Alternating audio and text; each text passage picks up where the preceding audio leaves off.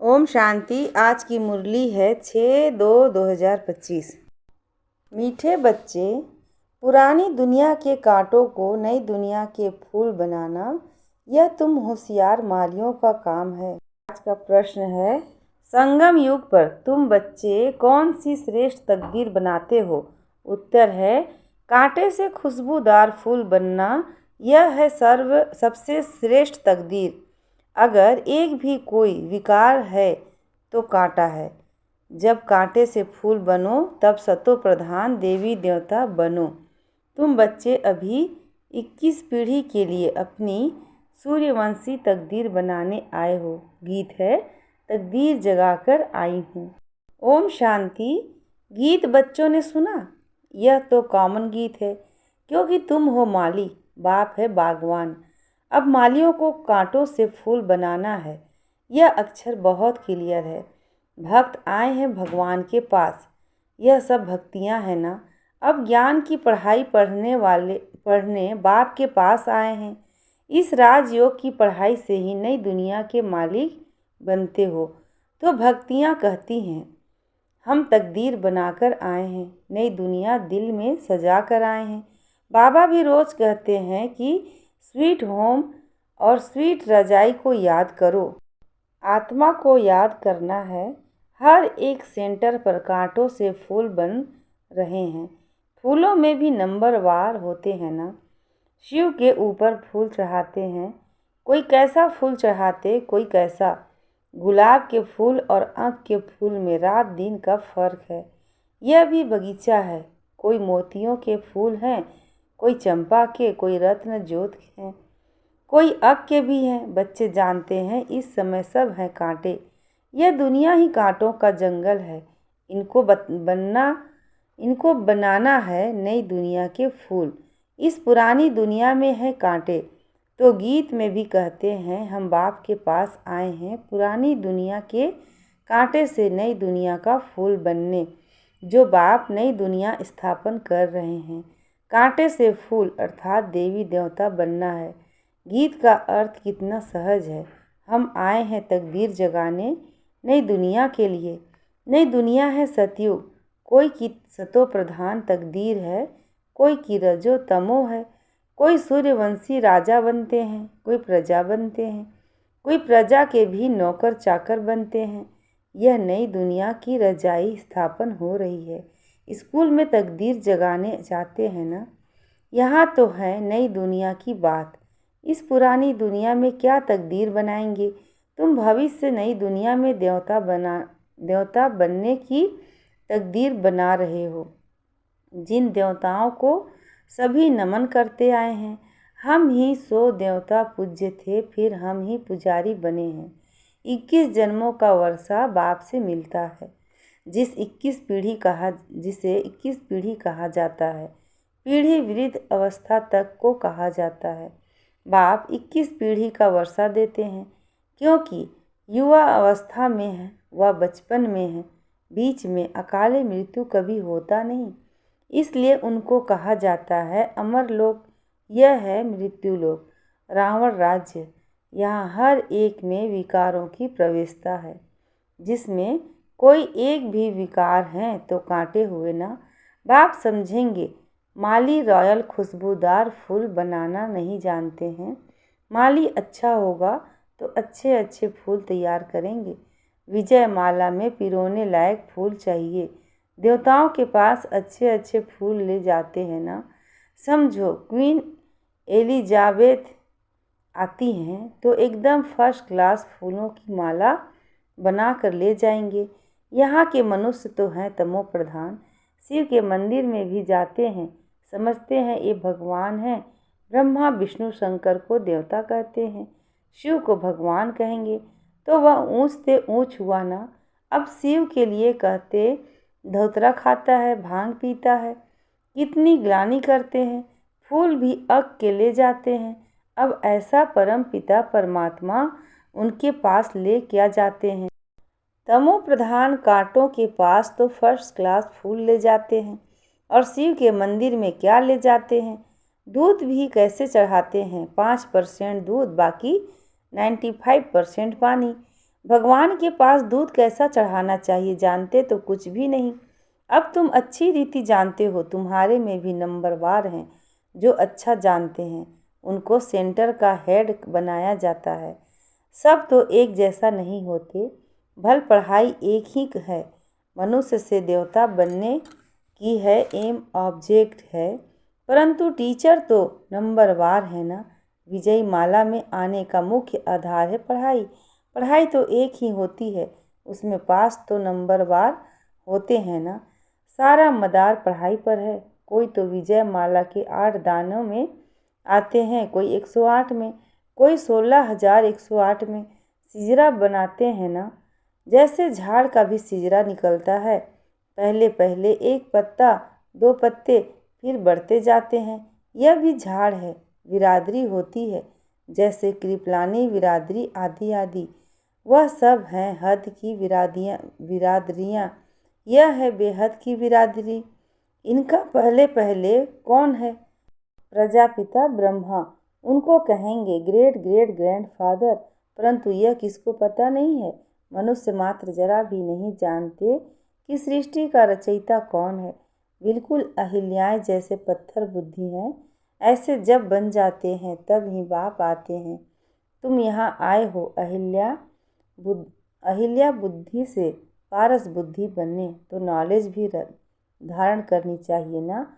बाप को पहचानना चाहिए और पढ़ाई का ख्याल करना चाहिए। समझो, आज आए हैं, कल अचानक शरीर छूट जाता है, फिर क्या पद पा सकेंगे। नॉलेज तो कुछ भी उठाई नहीं, कुछ भी सीखे नहीं, तो क्या पद पाएंगे। दिन प्रतिदिन जो देरी से शरीर छोड़ते हैं उनको टाइम तो थोड़ा मिलता है, क्योंकि टाइम तो कम होता जाता है। उसमें जन्म ले क्या कर सकेंगे।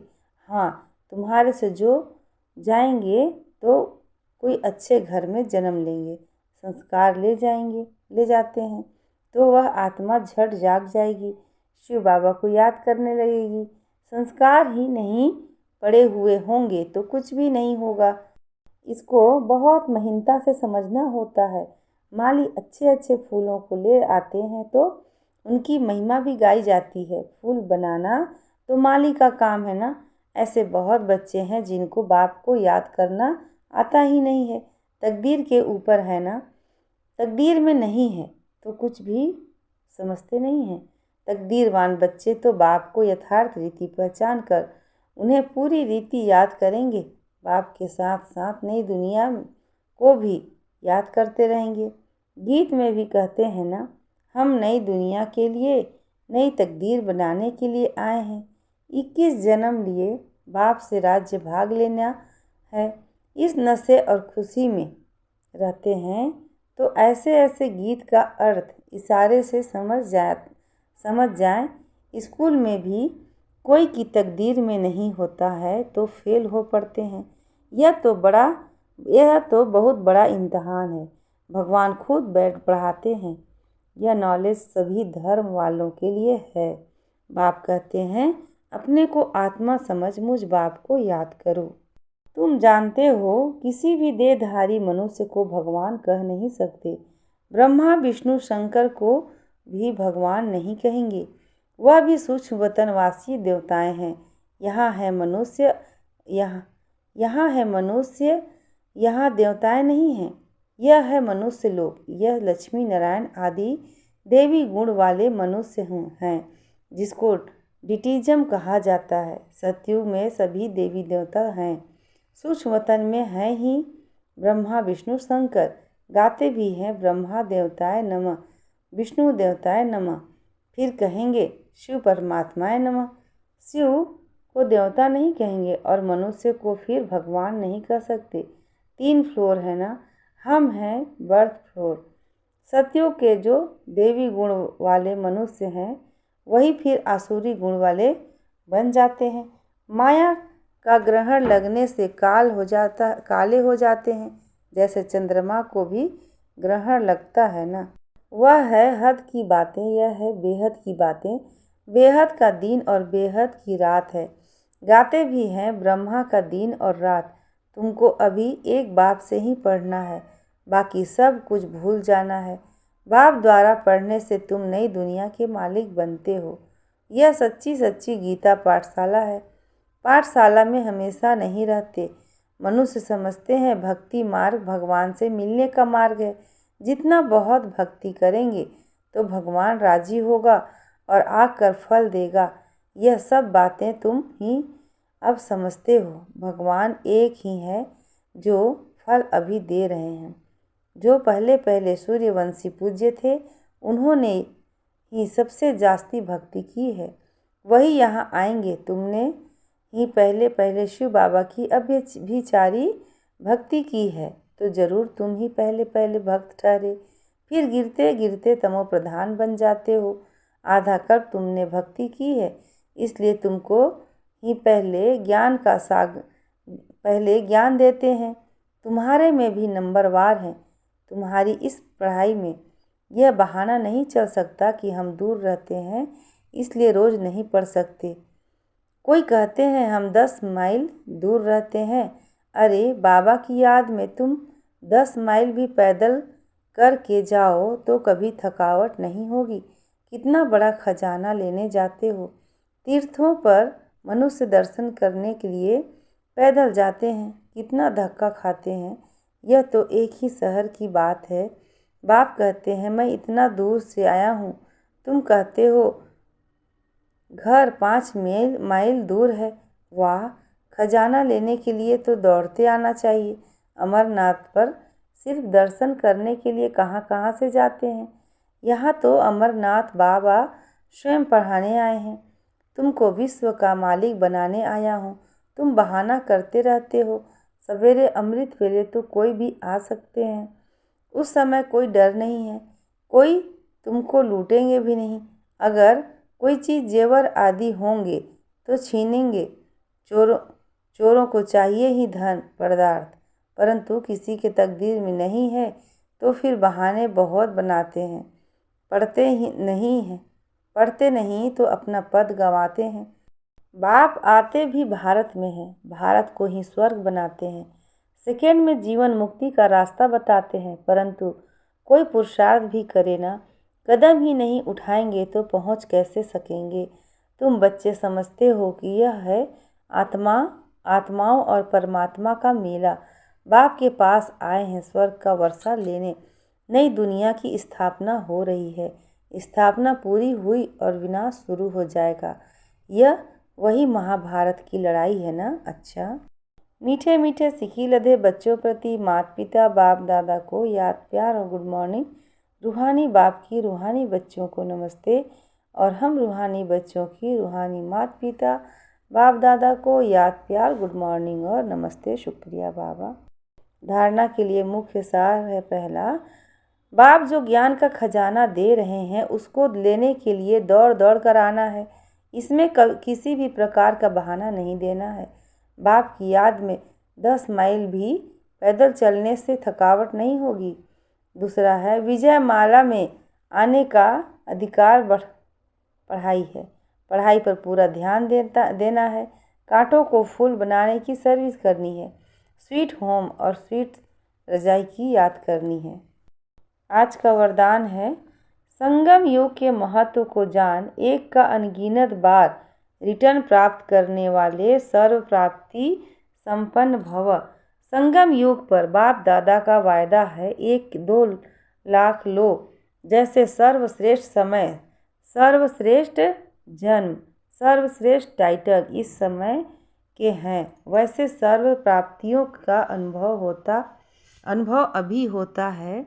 अभी एक का सिर्फ लाख गुना नहीं मिलता, लेकिन जब चाहो जैसे चाहो जो चाहो बाप सर्वेंट रूप में बांधे हुए हैं। एक का अनगिनत बार रिटर्न मिल जाता है, क्योंकि वर्तमान समय वरदाता ही आपका है। जब बीज आपके हाथ में है तो बीज द्वारा जो चाहो वह सेकंड में लेकर सर्व प्राप्तियों से संपन्न बन सकते हो। आज का स्लोगन है कैसी भी परिस्थिति हो, परिस्थिति चली जाए लेकिन खुशी नहीं जाए। कैसी भी परिस्थिति हो, परिस्थिति चली जाए लेकिन खुशी नहीं जाए। अच्छा, ओम शांति।